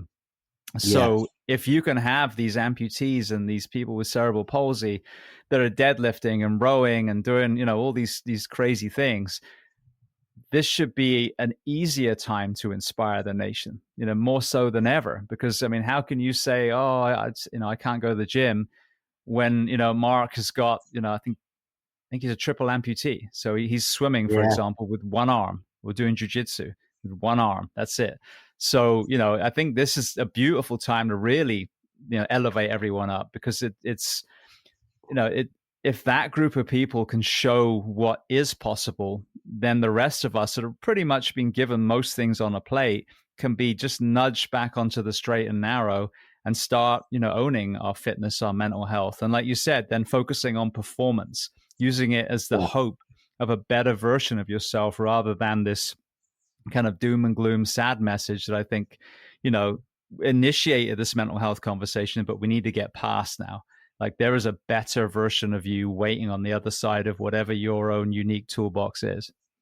Yeah, no, it's 100%. And as I said, if the initial issue could be framed that way, um, that would be definitely a starter for to get people to make it easier for them to talk about. But just bring it back to the film. That's hopefully what we want to do with the film. We want to start the conversation. We want people to see it, and as I said, this is a proof of concept, so we want it to be a feature film and reach even more people. Yeah, the obviously the proof of concept is slightly of that tone. It is a drama after all, I do think you're right. It is important that these things aren't done through this lens of all doom and gloom and no help. And that's one thing we was hoping to achieve with the film. Obviously the ending being that there is hope, there is a way that we can move forward with this. Absolutely. So talk to me about what needs to happen. You got proof of concept now, you were kind enough to send me, a copy to watch. How do you get from there to the feature film, and how can people listening help? So the initial thing is, as a short film, it's doing what it needs to do now. We're out in the film festival world. We were in 2 film festivals, Brighton International Film Festival, and coming up with Worcester as well. And they're both British independent film awards qualifying. So we have now put the film forward for its consideration for the BIFAs, and hopefully we'll do well there. So as a short film, it's performing kind of how it wants to do it, but there is only so much reach for that. As the proof of concept, it is also working, is that, if we can take this forward to a feature, and we can say, okay, this is how the feature film's going to look, but it's going to have more threads, it's going to have more this, then we'll be able to make the film as a feature film and reach more people and move forward there. So anyone listening, if there was a way of helping us raise the money or get into the studio system and get this film in front of the right eyes, that could all help. And if we do, when we do release it, reviews on IMDb always help more than you can know. We've got very positive reviews on it of everyone who's seen it. So that'll be it for the moment. If anyone is listening who can help us take it to that next step, that'll be great. And we're showing it to a lot of people here. Obviously, the issue with our film is it is a drama. Yeah. And it goes back to this capitalist nature that we live in. A lot of distributors and funders have loved the film, but they're only really interested in horror or action or the films that make money. And, that is always going to be an issue because, this is a business at the end of the day, and people are going to invest in stuff that is guaranteed to make them the money back, and that is those genre films. And unfortunately, a drama that highlights a social issue is always going to be a little bit more risky than the other money making genres, should we say? But that's why we're hoping that there's going to be the people out there who want to take the risk and, help us take it to that next level. And we believe there's an audience for it. So hopefully watch this space. We're speaking to a lot of people. And as I said, anybody who hears this who believes they can help, please get in touch as well. But that'll be the next steps of the film. That's about the third time I've heard someone say that horror is the most demanded genre at the moment. Why do you think that is? That's always been the case, that is always going to be a challenge that you have to overcome if you are making any drama, and that's not just someone independent like myself. Studios will be the same. When they put a film out that's slightly more probably award-led or drama-based or social conscience, they're always going to have those challenges that you're not going to have the audience for them as much. But with horror, it's always been the case. Because you don't need any stars to make it. You don't need, horror fans don't care if, they know the lead or if it's Brad Pitt, they don't care. They're going to be scared. So that genre can be made at sort of a kind of a cheaper level, and it's always going to have that audience of people just wanting it's kind of basic, right? Everyone likes being scared, jumping out and making people jump and all of that. And if they're going to cinema, most people are looking for a good time, not a time where they've got to think or actually start a debate. So horror's always going to be the most in demand genre because of that. But hopefully, there is the audience out there for the right people, and it's just finding it. But it does take a little bit longer, unfortunately. That's always been the case, and it's just a challenge that we'll have to overcome, like every other filmmaker on the planet. What's interesting, because I've actually one of the groups that a friend of mine who's kind of in the horror world, he was working on The Walking Dead a lot in the makeup side. Yeah. That's the group that he's been trying to reach out to. And as I kind of learn more about that whole area, I didn't realize that Stephen King also wrote Shawshank Redemption and The Green Mile. And the Running Man, funnily enough. So. but in that, but those two human stories, I wouldn't put Running Yeah, Man in there with those. But you've got this very violent, horror genre, but then he's written some beautifully humanistic stories. And The Life of Chuck is another one from a horror yeah, director. So, it's interesting how that world, I look at that world, maybe that would be the good one to help with mine, because you need that rawness that is the gore, because yeah, the darkness of the world that we inhabit, you can't Disneyfy that shit. You just can't. You've got to make it dark, because it is dark.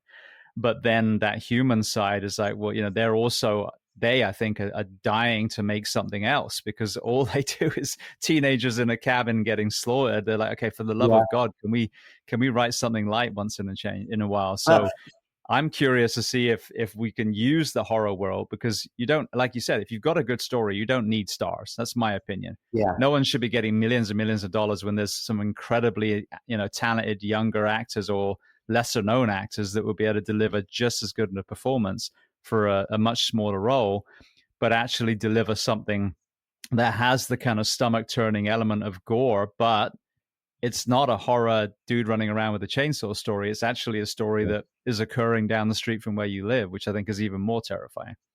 Yeah. Well, I think that has definitely happened in recent years.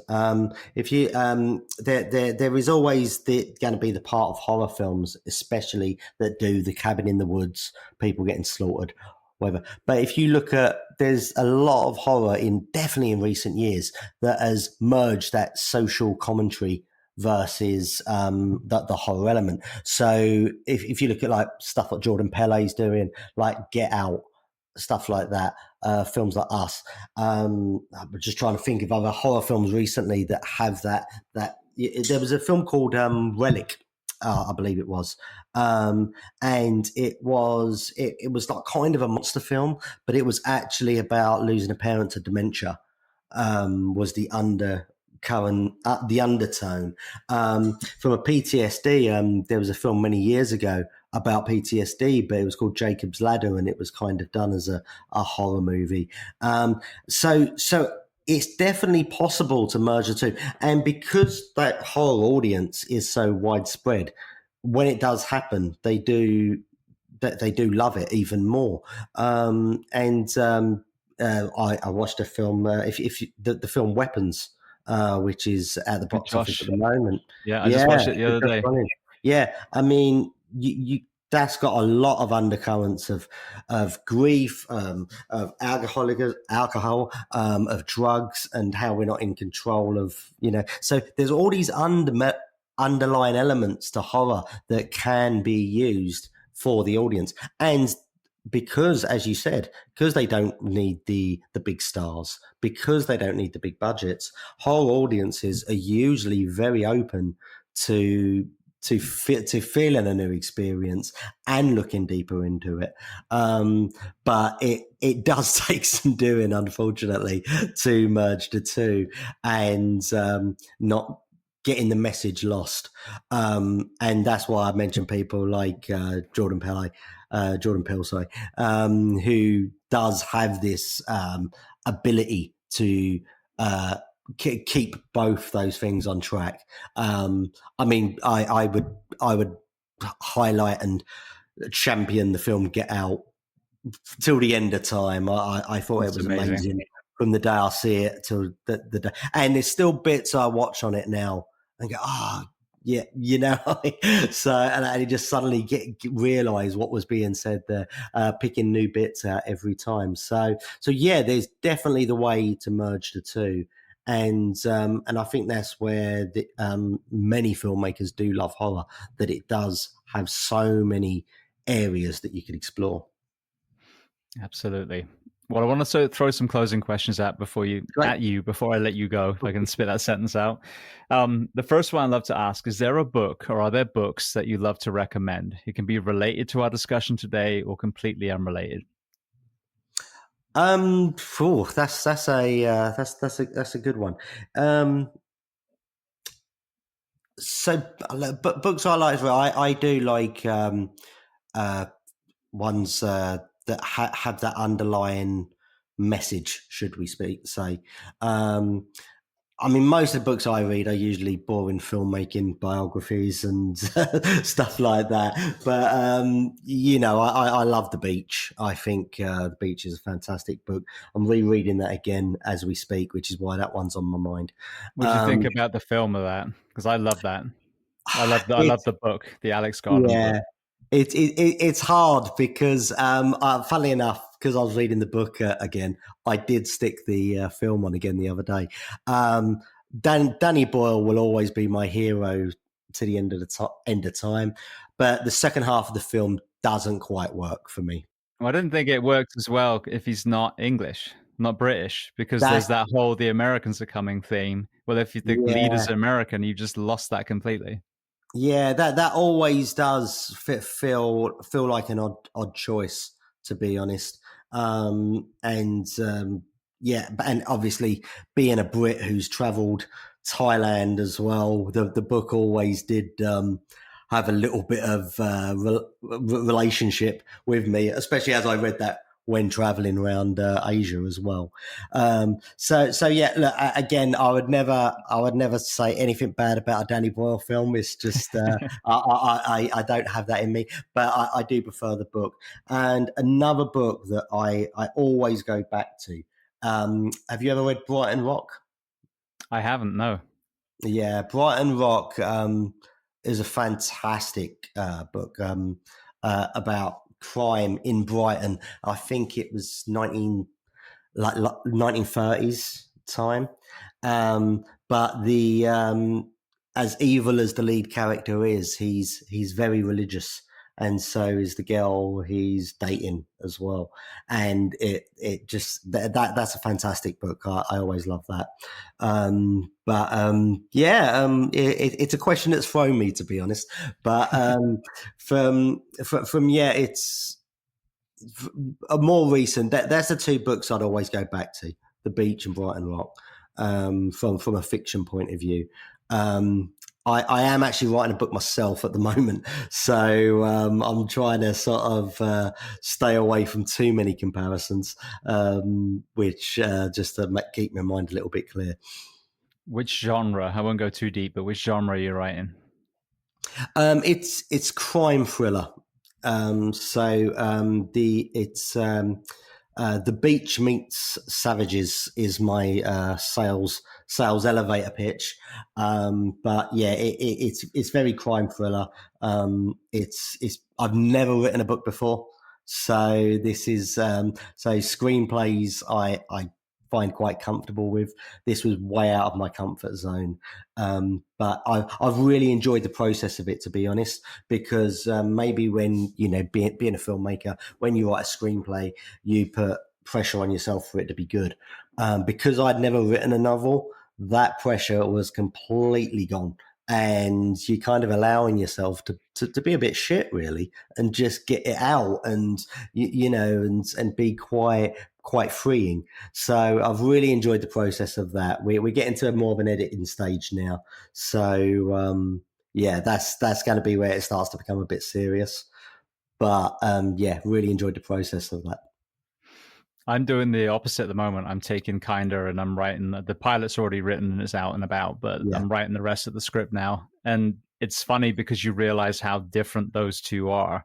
You know, you've got a yeah, kind of almost narration element to a book, but now mm, all of a sudden it's either in the scene that they're in or you've got to weave that into dialogue now. So yeah, it's kind of fun to get to do a completely different genre and take this one format and be like, okay, well, how that's his inner monologue. Well, how can I get that out into, into just the scene now? So yeah, I can see how that would be challenging doing it in the reverse as well. You've always written yeah, the dialogue and the scenes, and now you're having to create the entire world purely through narration and yeah.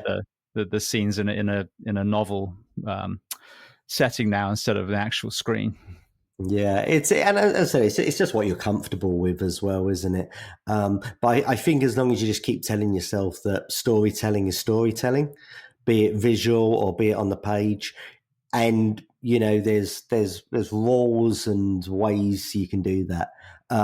So as long as you just keep saying, right, I'm telling this story you can't really go wrong, to be honest. So yeah, so good luck with the screenplay, mate. It's as I said, it is a different way of telling a story because you do have to think visually then, and as you said, not in a monologue. Yeah, exactly. Well, you told me about some of the films that you recommend. What about documentaries? Documentaries, right? Okay, so I'm gonna have to get my mind back here. It's I go blank when I'm put on the spot. Documentaries I've watched recently. I did watch the Woodstock '99 one on Netflix. Um, that one threw me a little bit. The reason being is, I mean, it's a great documentary if anybody sees it. But one of the things that I did notice about it, and it threw me back to 1999 and how bad the culture was back then at festivals like that. And it it wasn't as shocking as it was thinking back when you was at festivals and how easily that powder keg could have been lit at that time. So yeah, so that one threw me a little bit. There's a documentary I always love, which is just trying to remember the name of it now. Imposter. Have you seen Imposter? I About don't know if I have actually. Imposter's a the story of a kid went missing, and then a years later a French Albanian kid who looked nothing like the kid that went missing said he was the kid, and it was all accepted. But it's the narrator of the documentary is the imposter. So and he basically admits to it in the first few moments. So I do love that one. And if you want a mixture of the two, of a documentary and a film, then the film called American Animals, I absolutely adore. Brilliant. I haven't heard any of those recommended before, so Yeah. I'll have to look them up. The other few documentaries I really did like, and again, it was always stuff that you could relate to as a kid. And I remember going to Florida when I was a kid and going to SeaWorld, yeah, and seeing Shamu do the big dives and all of that, and being blown away by it. And then years later, I watched a documentary called Blackfish. Yes. About oh yeah, that kind of made me regret ever going to SeaWorld, weirdly. So there was that. Senna is a great documentary. Amy about Amy Winehouse, and I think all by the same director. The Diego Maradona one I thought was great as well. I watched the Maradona one. That really was because, again, especially if you're British, all you're thinking of is the hand of God and this coked up, Yeah, lunatic on the field. But then you look again, generational yeah, trauma and his upbringing, and lo and behold, of course, this young kid is like really, really rough, childhood, and then he's thrust into yeah. stardom and, expected to perform, and you see this downward spiral. But the oh my goodness, what was the other one you just mentioned? Oh yeah, Blackfish. I took my dad to see the Diego Maradona one because even though my dad couldn't get over the hand of God, it was his favourite footballer of all time. So we went to the cinema with a Q&A with the director to see that one. And yeah, it's a great film. And I think a lot of those ones I mentioned, I believe, are the same director. Senna, Amy, and the Diego Maradona one. You mentioned Blackfish as well. 'Cause one of my friends was on the crew that responded when the orca ate the trainer. Yeah, They were the station next to that. So this is the other side of it too. You've obviously got the animals in captivity, and there's it's undeniable. I mean, just common sense. This is a creature that roams the oceans and it's in a swimming pool. And yeah, then you add these humans around it, and then there's a tragedy, and now the local responders have got that in their heads for the rest of their lives. So yeah, that I was really glad to see that, because I know that SeaWorld organization does some good when it comes to yeah, environmental elements, but you can still have a great theme park but not have blooming orcas, for crying out loud. Have yeah. smaller fish and all that stuff, but there's a certain point where, like, okay, this is just unethical now. Yeah, one thing that I haven't finished watching it yet. Just a timing issue. But there is a documentary in on Netflix at the moment about Grenfell. Um, Yes, very good. I've yeah, seen it. is it good? Is it? Yeah, I like the. I think I watched like the first half of it, and yeah, it was one of those things that annoys you, doesn't it? But I watched that, and for a bit of a politically charged one, Louis Theroux's recent one about settlers in Okay, I have to Israel. look that up. Yeah, that's quite eye opening as well. I'm gonna have to look that up. Yeah, I mean that's something. You know, totally understanding the backstory of the back and forth, and I've always compared this. You've got mainland UK. When I was young, the IRA were bombing us, and I literally was right next to an MOD base, my farm. So we would have to sweep the car for Yeah, bombs before we go to school. So again, very visceral, very real. Not like I lived in Belfast, but still, the yeah, threat was there as a child. And so, understanding that there's the British soldiers at least perspective where they are thrown in and now they're in Northern Ireland and they are being shot at and blown up, and and then the equal and opposite response from the IRA and some of the other groups there. So there's this conflict, and it was created by people yeah, other than those people, and they're left to fight it. But there was never like a complete annihilation. And I've said, imagine if there was a mainland bombing in England and then the UK just smited yeah, the city of Belfast off the map. How long would the world sit by before they would intervene? And so this is what's been so sickening about the Gaza thing. I've been talking about this for over a year now. I've had people yeah, that were, over there as doctors that came over.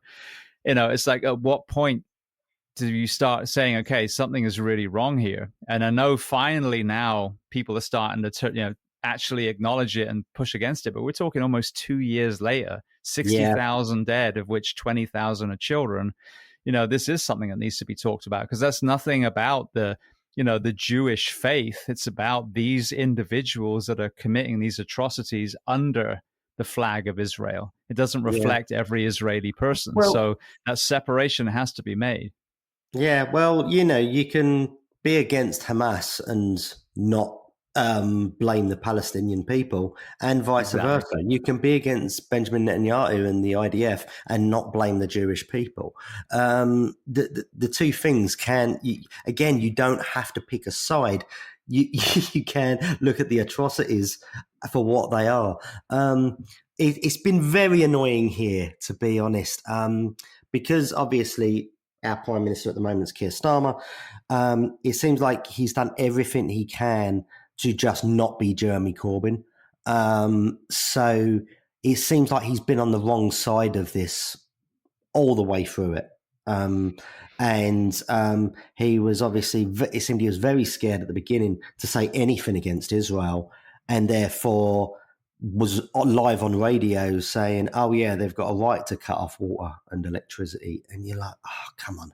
And now they're still on the wrong side of it. They're slowly getting there. That maybe genocide's wrong. You know what I mean? You That's their think? position at the moment. You know what I mean? Oh yeah, maybe killing that many people is probably bad. You know what I mean? That seems to be their current stance. But yeah, it's you don't have to. You don't. As it goes back to what we were saying at the beginning, it doesn't have to be a football match. It doesn't have to be. The people my team kill is okay, and you know what I mean. It doesn't have to be like that. And you know, if you was truly an ally of Israel, you would have probably had a word with them and stopped them from doing their current course of action at the beginning. But yeah, you know, it's very strange. It's terrible at the moment, and every day you just look on the news, and yeah, it just seems to be getting worse. I've always been so proud to be British, and again, I live here now and I'm American as well. And I think that you don't have to choose. Like, I'm Yeah, both. I've got two passports. It is what it is. Deal with it. And I'm really a member of planet Earth. I mean, again, I don't yeah, see anyone as not part of the same race, the human race. But I'm really disgusted with how cowardly the British leadership has been. I'm even more disgusted with America, where we're, arming and supporting what's going on at the Yeah. moment. I mean, it's nauseating. But again, it's that censored voice standing in the middle going, hey, you're both wrong. Yeah. Innocent people are being killed on both sides, but now, oh, Jesus Christ, it's gone way, way beyond on this side. And now you realize, well, wait a second, you're bulldozing everything. This isn't about, retaliation of war. This is about ownership of land, and Yeah. so this is what's so disgusting is, where is that courage of our grandparents that went over and this very thing, they threw on a uniform and went and fought this exact thing? How Yeah. the fuck would they feel looking at their grandchildren, great grandchildren that are doing nothing? In some cases, Yeah. arming and supporting the very atrocity that so many of those men and women lost their lives fighting in the 1940s. So this is what appalls me. It's not about the nation. It's not about the flag. It's about the atrocities towards human beings, regardless of what nation they're in. And Yeah. the cowardice that I see now fucking nauseates me, because if you are, in our case, a man, you stand up against things when they're wrong, period. Yeah. Point blank, regardless of religion, skin color, sexual orientation. Right is right and wrong is wrong. Yeah, no, you're 100% right, and I feel like me when you watch the Justin Theroux, Louis Theroux, sorry, documentary about settlers. Yeah, you might feel that anger building a little bit more, because this, I don't think the settlers over there can claim any uh, any good in them, so to speak. What they are doing is just out and out evil. They don't even have the excuse of retaliation or anything like that. Well, even, I mean, again, bringing it back on us, if you look at what the British Empire did and all the damage it's done around the world, that sometimes is the origin story for some of the troubles in Iraq, some of the Yeah, troubles in, even, the Gaza story. So you can go back and back and back and realize, well, it's their fault. Actually, no, it's their fault. Actually, it's their fault. So the only thing we can actually do is say, today, enough is enough. Like all yeah, this, again, this multi-generational trauma, these dominoes, it affects a household and a military family, and it affects an entire nation in this particular case. So, stopping blaming, the past and just saying, all right, well, what's happened has happened. What do we do yeah, today? And that's what's really exciting is I think it was like 500,000 Israelis were in the streets protesting a few days yeah, ago. yeah, yeah, That is, and one of my guests said exactly that. I said, what is it going to take? And he said, it's going to take the Israeli people to step up. And I think yeah, we're starting to see that now because they realize it was never about the hostages. You know what I mean? So yeah, hopefully we will see the end of this soon, but it's just absolutely heartbreaking. And after that, there's going to be a reflection of, South Africa and Ireland that stood up right from the beginning. yeah, And then who are the people like the US that were supporting this until the very last breath? So, yeah. there's going to be a very powerful retrospective look at the leaders and the cowards. Yeah, and as I said, I don't think that being this soft and weak on it is going to help. It's definitely, this isn't helping Jewish people or Muslim people or people who see themselves as Palestinian. In fact, this is just increasing anti-Semitism. This is just creating Islamophobia, because you're not saying, okay, right, forget sides. This is what is wrong. And yeah, it is a shame. And as you said, just about sort of our British history as well, I feel we've got to stop being offended by it being pointed out as well. You know what I mean? It's when someone says the British done this in the past, this caused a problem. They're not having a go at me. They're not having a go at you. It's just pointing it out that happened. You know what I mean? It's so, but you do get a lot of people who seem to take offense at that and feel like, that's having a go at our culture, our flag, or whatever it be. Yeah, we've got to stop we've got to take emotion out of those sort of things. I was curious a few months ago about the impact of slavery on the average British person. Because, you hear this thing about, well, you all benefited from slavery. So I'm like, well, let me see. at the height of slavery, when the British were trading slaves with African, chiefs, and were, all the people that they were getting the actual slaves from, and then they were going to America and they were switching the slaves with tobacco and, cotton and all these other things. So therefore they came home with clean hands. Let me see where, economically where Britain was doing. And it was in one of our deepest levels of poverty. So this is what we've also got to understand. Some people made a shitload of money on slavery. Some people gained a shitload of power through slavery, but your average person didn't. And you might argue, with the empire, everyone kind of gained, but the average person didn't. In fact, the average person was over there having to fight, wondering what the hell they were doing in this other land, getting stabbed by a Maori or whatever was happening, So we've also got to say, it was our history, but it wasn't the entire nation either. The common denominator throughout history is when a few people get together and they, in this case, set people amongst each other. They do their fighting for them, and they are the ones that actually gain. So like one of my guests said, when you in a medieval village and you've got the villagers fighting with each other, where are they not looking? At the castle.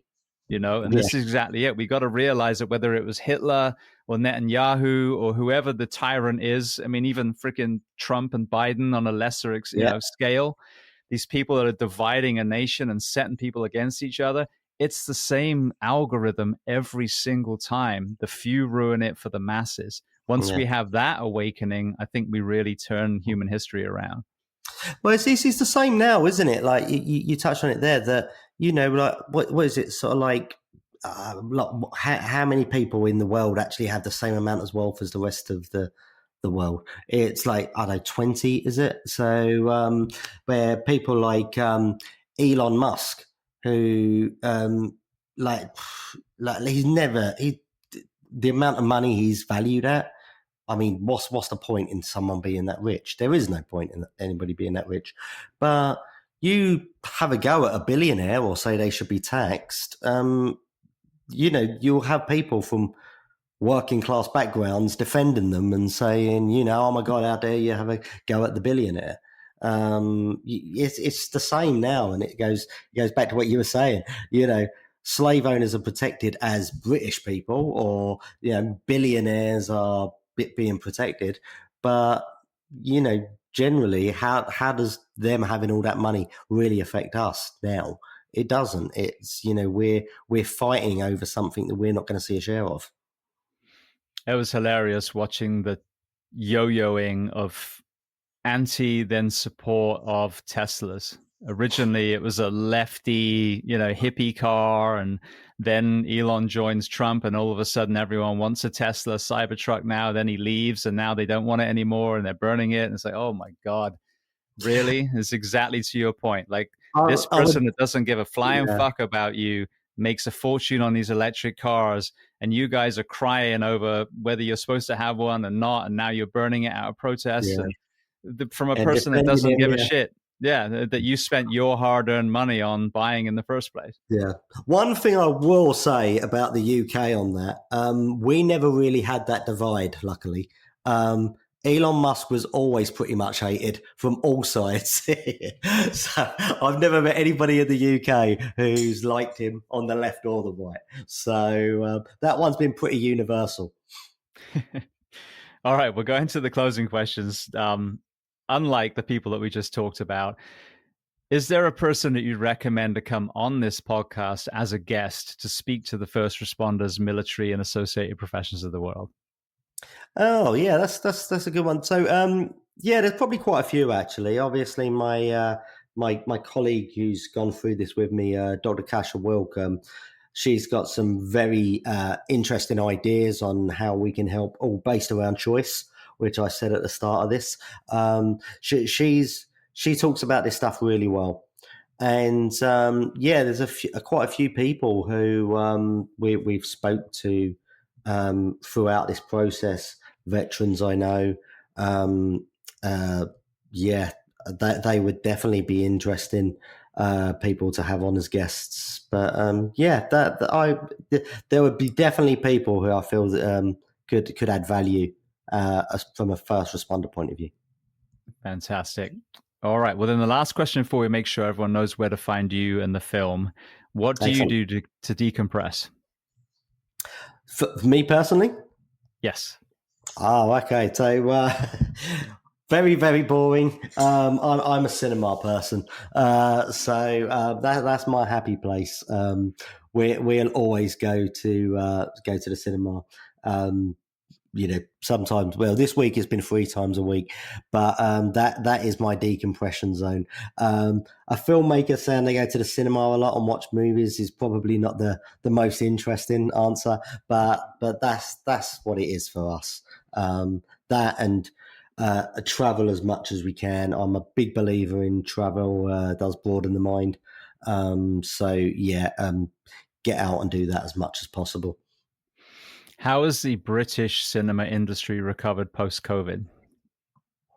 Um, it hasn't really, if I'm being completely honest.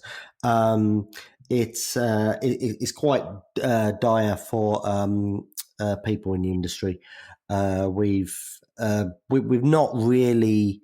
So see, the thing is, we've not really had a film industry that relies off its own back here for many years. Yeah, that is one of the big issues with the British film industry. I think Ray Winston spoke about it recently, and it's also why I spoke so highly about Danny Boyle earlier. If you look at Danny Boyle films, they're very British. I won't give away the ending of 28 years later at the cinema at the moment, but the ending, I don't know if the rest of the world are going to get it. To be absolutely honest with you, and that's why Danny Boyle has always been up there for me. He makes films that are very British for British audiences. However, we don't have enough of that. If you look at Korean cinema, you have a very distinct. That's a Korean style film. French have their own style. Even German have their own expressionism and their type of movies. Spanish, everything. We don't really have that. We make films that are American. And for American audiences. So we don't really have our own sense of British film. So that becomes a problem that when the American industry has issues, our studios have issues. When nobody's making $1 billion, was it 10 Marvel movies a year? That's 9 movies that aren't filmed here. So we do have those issues that kind of hold over. If the American industry is struggling, we're struggling as a crew point of view. Also, and I'm very conscious of not being too politically charged. A lot of our crews are from Europe, and since 2016, should we say, their freedom of work here isn't as strong as it was because visas and whatnot.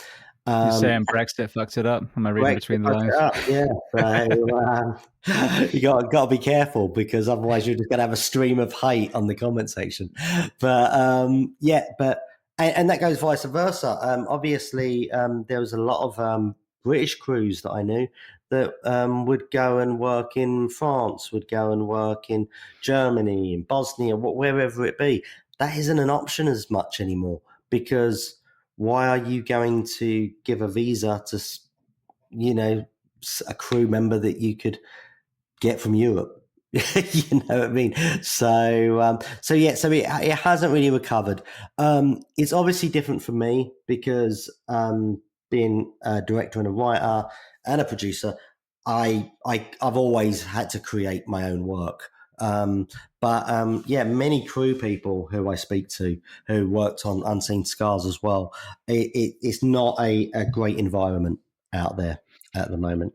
There was a very funny comment on, obviously I'm a BAFTA member, so on one of the BAFTA WhatsApp groups, they did actually mention, someone did actually say, the in memoriam bit at the BAFTAs this year. They wondered if they were going to have job security and mortgage repayments as part of that gone but not forgotten moment in the thing. So yeah, it's not recovering well. But as I said, I'm hoping a hard times create something. And what I will say is that's across the whole board. I do think Brexit. I do think lack of job security and opportunities, and the world being as bad as it is. I'm hoping there's going to be some sort of punk revival, should we say? There's always creativity is always born out of those hard times. The music industry has been on its knees for years. We're seeing a lot of kind of punk bands and a lot of type new music start to spring up. So I hope the film industry is going to follow suit, and we're going to have a lot more films sort of pop out of nowhere, and we do that kind of that punk aesthetic of right, we'll do it ourselves. Going that route. That's what I'm hoping. It seems to be happening in Australia quite a little bit. So, I'm hoping that Britain will follow suit. It's funny because if you look at the fashion, the music, the interest of the young people at the moment, it's the 80s again, 80s and 90s. Yeah. And my son works for a store called Hollister here, and all their clothes are what we wore. Yeah. And one good thing about that is in the 80s was also, and I talked about it a minute ago, Blue Peter, where we were told, hey, there's this, famine in Ethiopia. So we're all going to do jumble sales and, bake sales and whatever. And we'll raise money at school, and then we'll all send it as a nation over to Ethiopia and help with the starvation. We need to refine that too. So I think revisiting the 80s, that punk, because I've said the ultimate revolution right now, the ultimate rebellion is kindness, compassion, community. Yeah. That's the most punk rock thing you can do right now, is be a kind person. I mean, it is. Have you seen the new Superbad film, by the way? I haven't yet, no. There's actually a line in it where she says, you see the good and beautiful in everyone. And he says, maybe that's the real punk rock. So there we go. Yeah, that's actually a line for it. I just think, but yeah, I'm hoping, that will be it. That the anti-establishment becomes the being kind, looking after your brother and sisters and all of that. That could be hopefully the way forward. But yeah, I am hoping for that bit of revival. It does seem to be happening in music a little bit, so hopefully it will happen in film as well. You talk about the Americanization. I noticed that a lot of the shows that I've watched recently, the British ones, or started to watch in some cases because I couldn't carry on, they are literally mimicking the American show. So you've got, supposedly an English police officer, and she's running around with a freaking Glock the whole time. It's like, well, you've already lost me. A, your finger's on the trigger the whole time, so no one's even showing you how to hold that thing. But secondly, police officers don't run around the UK with, holsters, because that's our gun laws on. Like our teams are specially trained, and they're in, I've had them on the show. So the moment that you try and be like, Magnum PI on a freaking British TV show, you've lost the audience right at the beginning. Yeah. Well, funnily enough, that's one of the things that actually led us to making Unseen Scars. What we kind of wanted to do was make it as British as possible. There's many films about American soldiers coming home, but it is okay. It's the same issue, but it is a different experience, and that's what we was hoping to capture in the film, the British version of that, rather than what you've seen a million times, be it the same issue but through an American lens or through a British lens. So that's what we were trying to do. Absolutely. All right. Well, then, for people listening, where can they learn more about the film, and then where can they find you online? Okay. Well, on the film, it's the website is our best starting point, which is unseenscarsfilm.com. Yeah. And that could lead you to our Instagram and Facebook pages as well. It's usually at Unseen Scars Film, but if you go through the website, you will find all updated news and everything there. And please, anybody listening who hasn't followed us, again, it means more. It means more than you actually know. Just that support of following us or trying to see the film or whatever it be.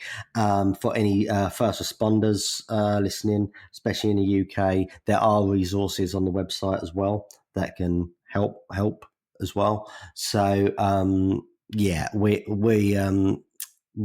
really appreciate any support we can get to spread this message far and wide. Beautiful. Yeah. Well, I want to thank you so much. It's been an amazing conversation. We've gone all over the place. That's what I love about these organic, long-form podcasts. But I mean, like I said, I watched the film. I thought it was excellent. It really kind of points at several topics that need to be highlighted. It, like you said, even kind of takes the Hollywood out of the whole, soldier with PTSD running around like a psychopath that was, what we were seeing a few years ago, and puts that raw issue in front of people. So A, I urge people, if they have the opportunity to watch it, B, certainly go to the website, like on Instagram, all those other areas. But I want to thank you so much for being so generous with your time today and coming on the Behind the Shield podcast. No, James, real honor to be invited on. So thank you very much.